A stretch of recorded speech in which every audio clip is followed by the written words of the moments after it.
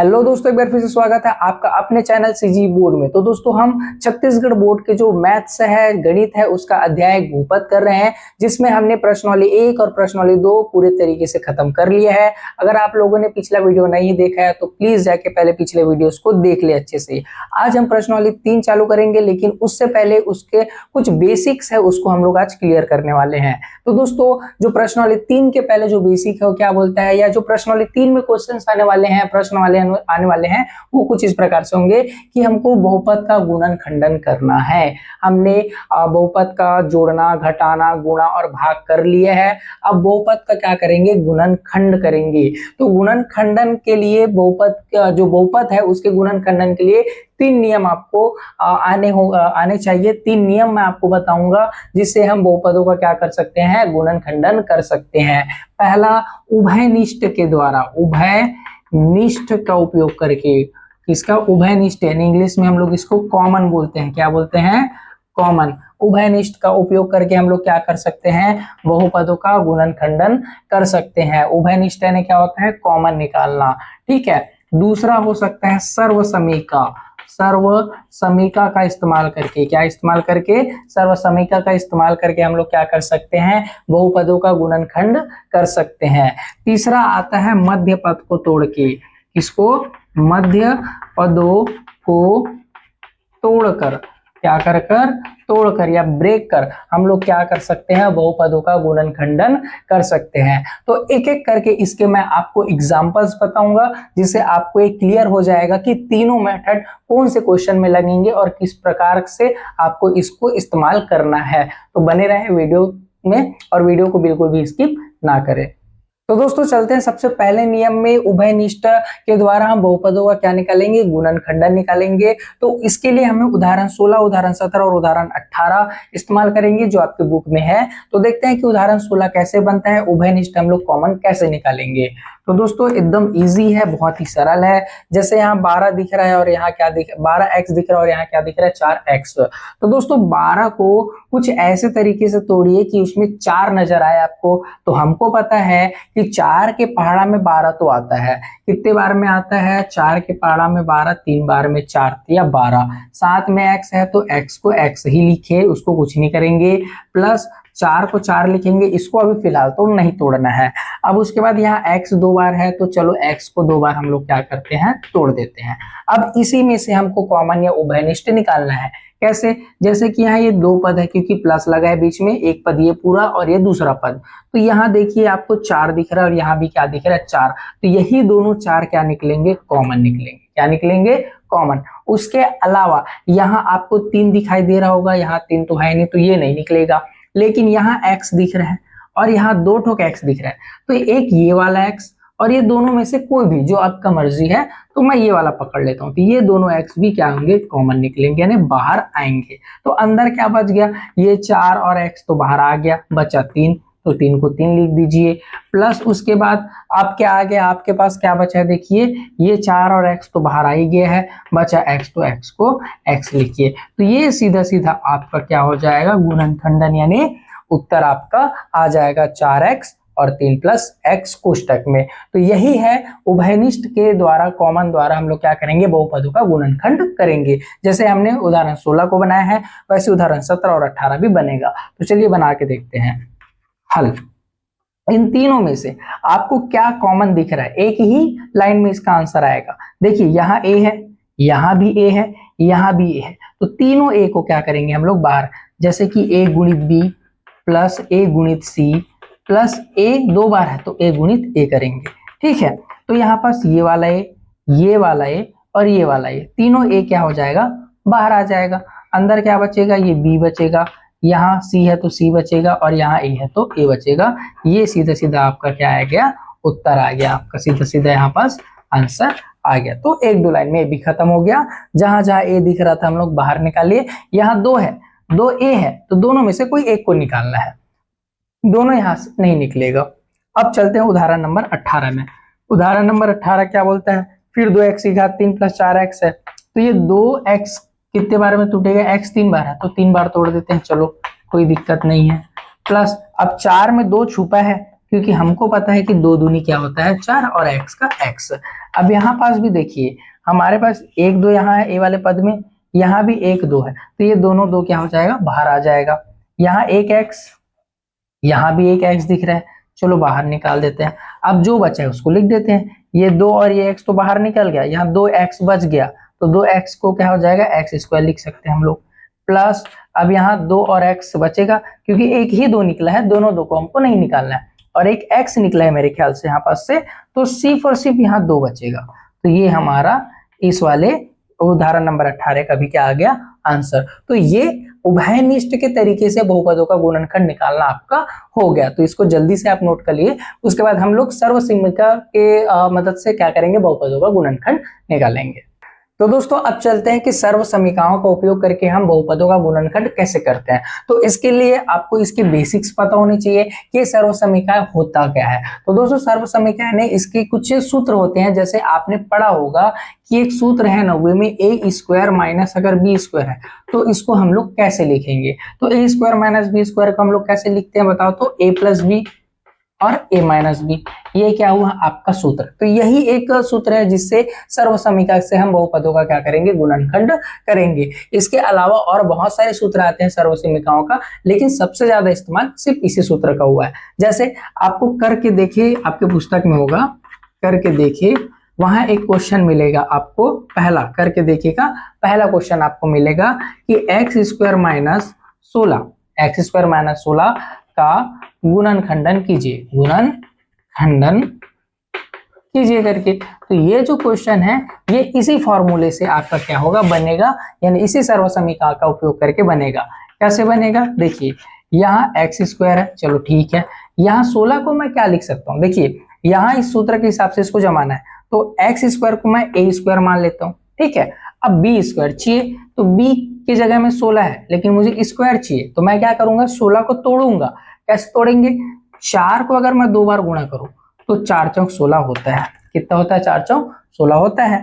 तो मैं x square minus 4 2 बार है तो 4 की घात 2 तो लिख सकता हूँ, क्योंकि 4 चौक 16 होता ही है। अब देखिए सूत्र बन गया ए का वर्ग माइनस बी का वर्ग, ए का वर्ग माइनस बी का वर्ग, यानी सेम वही, ए के जगह में हमारा क्या है, यहाँ ए के जगह में मैं एक्स ले लेता हूँ और बी के जगह में क्या ले लेता हूँ 4। तो इसी तरीके से सूत्र में हम लोग क्या करेंगे, रखेंगे एक्स स्क्वायर माइनस 4 स्क्वायर।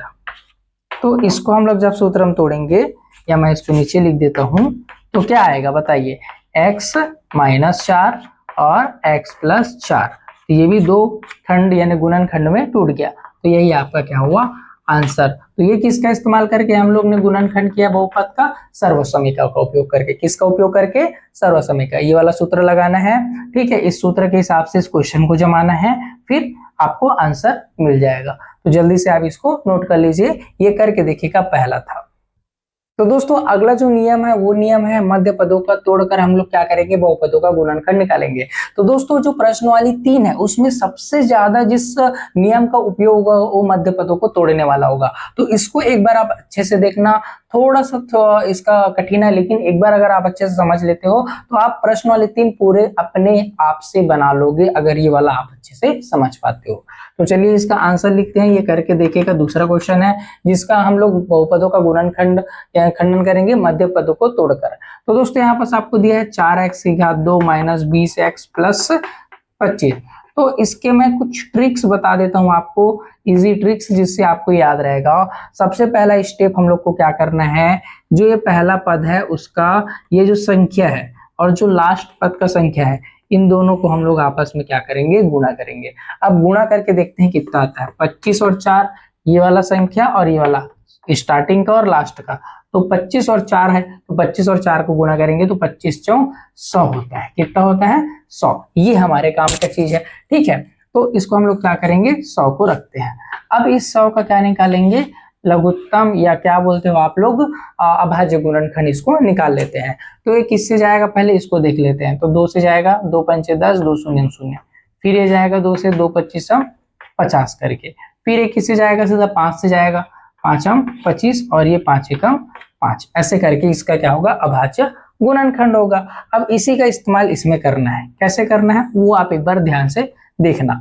हम लोग क्या पढ़ रहे हैं, मध्य पद को तोड़ना, यानी इस बीच के पद को क्या करेंगे, तोड़ेंगे। इस 20 जो 20 लिखा है यानी जो मध्य पद है 20 उसको क्या करेंगे तोड़ेंगे। किसकी सहायता से तोड़ेंगे, जो ये गुणा करके निकाले ना 2 गुणित 2 गुणित 5 गुणित 5, इसी का इस्तेमाल करके हम लोग क्या करेंगे इसको तोड़ेंगे। तो चलिए देखते हैं कैसे तोड़ते हैं। 4x²। अब इस 20 को ऐसे तोड़ना है कि जोड़ने पर तो 20 आए लेकिन गुणा करने पर कितना आ जाए 100 आए। एक बार और ध्यान दीजिए कि इस 20 को ऐसे तोड़ना है कि या तो जोड़े या तो घटाए तो 20 ही आए, लेकिन गुणा करने पर कितना आना चाहिए 100 आना चाहिए। अब कैसे आएगा वो देखते हैं। ये 2 दूनी कितना हुआ 4 हुआ और 5 अंक कितना हुआ 25 हुआ। कितना हुआ 5 अंक 25। तो नहीं ये तो नहीं होगा, लेकिन अगर मैं 2 और 5 और 2 और 5 को बांटूं, जैसे कि ये वाला 2 को इस 5 के साथ गुणा करूं, फिर ये वाले 2 को इस 5 के साथ गुणा करूं, तो 2 पंचे 10 और ये 2 पंचे क्या हुआ 10। अब देखिए 10 और 10 ये हमारा मेन चीज मिल गया। कैसे, अगर मैं -10 x तो रहेगा, x को हम लोग कुछ नहीं करेंगे, -10 को अगर -10 से जोड़ दूं, -10 को अगर -10 से जोड़ दूं तो 20 आएगा। अब मैं माइनस माइनस से क्यों जोड़ा हूं, क्योंकि माइनस और माइनस से जोड़ेंगे तो 20 तो आएगा, लेकिन साथ में माइनस भी लगेगा, क्योंकि हमारे प्रश्न में ही माइनस है। अगर यहाँ प्लस रहता तो इन दोनों को प्लस में जोड़ते, लेकिन हमारा प्रश्न माइनस में दिया है करके हम लोग इन दोनों को किस में जोड़ेंगे माइनस में। तो यहाँ से 10 पता चल गया था, तो 10x और 10x के जोड़ेंगे तो -20x हो जाएगा। और 10 और 10 को गुणा करेंगे तो 10 धाम 100 हो रहा है। 10 धाम कितना हो रहा है 100। 10 और 10 को गुणा करेंगे तो 100। तो दोनों नियम फॉलो हो गए। इन दोनों को क्या किया, सबसे पहले अभाज्य गुणनखंड निकाले, उसके हिसाब से हम लोग इस 20 को क्या करेंगे तोड़ेंगे भी कैसे कि जोड़ घटाने पर 20 ही आना चाहिए, लेकिन गुणा करने पर आपका 100 आना चाहिए, क्योंकि इन दोनों को गुणा करने पर कितना आया था 100 आया था। तो चलिए हो गया। अब 25 को हम लोग क्या लिखेंगे 25, इसको कुछ नहीं करेंगे। अब देखिए यहाँ 4x² है और -10x और यहाँ 10x और +25। अब इन दोनों को एक ग्रुप बना लीजिए, इन दोनों के ग्रुप बना लीजिए, दो दो का क्या करेंगे हम लोग ग्रुप बनाएंगे। अब इन दोनों में उभयनिष्ठ निकालेंगे, जो पहला नियम जो पढ़े है ना उसी को इसमें भी इस्तेमाल करना है। तो ये कैसे निकलेगा, दोनों में से कॉमन क्या निकलेगा देखना। मैं इस 4 को 2 गुणित 2 में तोड़ सकता हूँ, इस x² को x गुणित x में तोड़ सकता हूँ। उसी प्रकार इस 10 को मैं 2 गुणित 5 यानी 2 पंचे 10 में तोड़ सकता हूँ, और x का x एक बार है तो एक ही बार रहेगा। ठीक है, मैं इसको मिटा देता हूँ, लेकिन एक बार आप इसको नोट कर लेना, ये बेसिक है। अगर ये आपको पता है तब आप इसको इजी तरीके से क्या कर पाओगे, बना पाओगे। ये यहाँ नोट कर लेते हैं। फिर उसके बाद माइनस, फिर 10 को क्या लिख सकता हूँ 2 गुणित 5 गुणित x, और 25 को 5 गुणित 5 लिख सकता हूँ, क्योंकि 5 में 25 होता है। अब उभयनिष्ठ निकालेंगे, ये वाला एक पद हो गया हमारा इन दोनों के साथ, और ये वाला एक पद का ग्रुप, एक ग्रुप ये दूसरा ग्रुप। अब देखिए यहाँ 2 दिख रहा है, यहाँ भी 2 दिख रहा है, मतलब बाहर निकालिए। यहाँ x दिख रहा है, यहाँ भी x दिख रहा है, बाहर निकालिए। तो मैं इसको 2x लिख देता हूँ। अंदर में क्या बचा उसको देखिए, ये 2 बचा है, x बचा नहीं 2x बचा है, क्योंकि एक ही निकाला है, एक 2 निकला और एक x निकला, बाकी तो बच ही गया हो। फिर माइनस, यहाँ से 5 बचा है तो हम लोग क्या लिखेंगे 5 लिखेंगे। फिर इधर देखिए माइनस है, माइनस बाहर रखिए, यहाँ से 5 निकल रहा है देखिए, और यहाँ से भी क्या निकलेगा 5 निकलेगा। कोष्टक, यहाँ 2x बचा है लिखिए। अब देखिए ये माइनस बाहर निकला है, तो ये प्लस क्या हो जाएगा, यहाँ माइनस, चिन्ह बदलता है। ठीक है, कोष्टक लगने के बाद चिन्ह क्या हो जाता है, बदल जाता है। और यहाँ 1 तो 5 है तो 5। अब इसको कैसे पहचानेंगे कि हम लोग सही बना रहे हैं, देखना हमेशा ये जो कॉमन निकलने के बाद आता है वो सेम आता है। कैसे सेम आता है, 2x - 5, तो यहाँ भी 2x - 5 है, तो ये दोनों सेम है, तो हमेशा ये दोनों क्या आएंगे, हर क्वेश्चन में सेम ही आएंगे। जैसे 2x - 5 आया, 2x - 5, क्या पता आगे वाले क्वेश्चन में x - 10 आ जाए, तो यहाँ भी x - 10 ही आएगा। अब देखिए ये एक पद हो गया और ये एक पद और हो गया।